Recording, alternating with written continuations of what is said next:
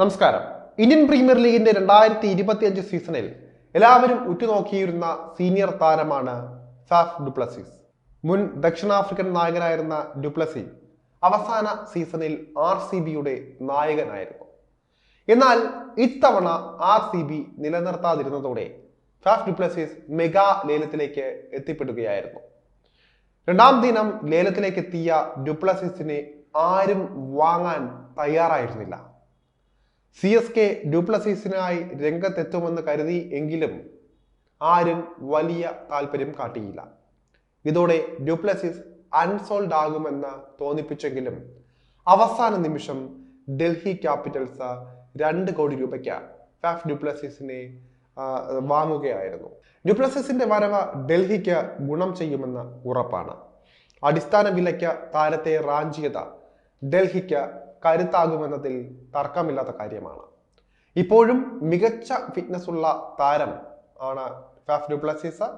Senior താരമാണെങ്കിലും അതിനൊത്ത വൈയായികകൾ ഒന്നും തന്നെ ഡുപ്ലസീസിനെ ബാധിച്ചിട്ടില്ല. ഇതിനോടകം തന്നെ നല്ലൊരു ഫിറ്റ്നസും താരത്തിനുണ്ട്. സീനിയർ താരമായിട്ട് പോലും യുവതാരങ്ങളോട് കിടപിടിക്കുന്ന തരത്തിൽ കളിക്കാൻ ഇപ്പോഴും ഡുപ്ലസീസിന് സാധിക്കുന്നതാണ്. നല്ല ഫീൽഡർ കൂടിയായ താരം നായകൻ എന്ന നിലയിൽ വേണമെങ്കിലും പരിഗണിക്കാവുന്ന ഒരാളാണ്. ടീമിലെ യുവതാരങ്ങൾക്ക് വളരെ ആത്മവിശ്വാസം നൽകാൻ ശേഷിയുള്ള താരം കൂടിയാണ് അദ്ദേഹം. സ്ഥിരതയോടെ കളിക്കാനും വലിയ സ്കോർ നേടാനും ഡുപ്ലസീസിനാകും. അവസാന സീസണിൽ പ്രതീക്ഷിച്ച പ്രകടനം നടത്തിയില്ല എങ്കിലും ഇത്തവണ വലിയ പ്രകടനം നടത്താൻ ശേഷിയുള്ള ആൾ തന്നെയാണ് ഡുപ്ലസീസ് എന്ന് നിസ്സംശയം പറയാം. അതുകൊണ്ട് തന്നെ ചെറിയ തുകയ്ക്ക് ഡുപ്ലസീസിനെ വാങ്ങാൻ സാധിച്ചത് ഡൽഹിക്ക് ഗുണം ചെയ്യുമെന്ന കാര്യത്തിൽ തർക്കമില്ല. ഓപ്പണർ റോളിൽ ഇറങ്ങി വലിയ പ്രകടനം നടത്താൻ സാധിക്കുന്ന താരം കൂടിയാണ് ഡുപ്ലസീസ് എന്ന് പറയാം. പ്രായം 40 ആയെങ്കിലും ഇപ്പോഴും മികവ് കാട്ടാൻ അദ്ദേഹത്തിന് സാധിക്കുന്നതാണ്.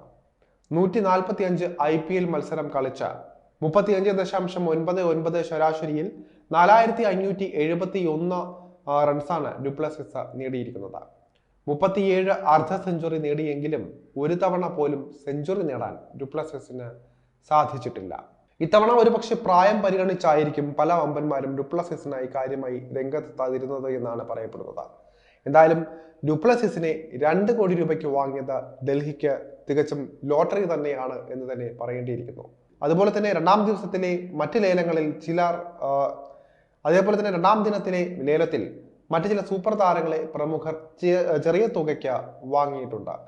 ഇംഗ്ലണ്ട് പേസ് ഓൾറൗണ്ടർ കഴിഞ്ഞ തവണ റെക്കോർഡ് പ്രതിഫലം വാങ്ങിയിരുന്നു. എന്നാൽ ഇത്തവണ സാം കറനെ 2.4 കോടി രൂപയ്ക്കാണ് CSK വാങ്ങിയിരിക്കുന്നത്. മാർക്കോ യാൻസനെ 7 കോടിക്കാണ് പഞ്ചാബ് ടീമിലെത്തിച്ചത്. Ajinkya Rahane, Prithvi Shaw, Kane Williamson, Daryl Mitchell എന്നിവരെല്ലാം ആദ്യ റൗണ്ടിൽ അൺസോൾഡ് ആവുകയായിരുന്നു. കൃണാൽ പാണ്ഡ്യയെ 5.75 കോടി രൂപയ്ക്ക് RCB സ്വന്തമാക്കുകയും ചെയ്തിട്ടുണ്ട്.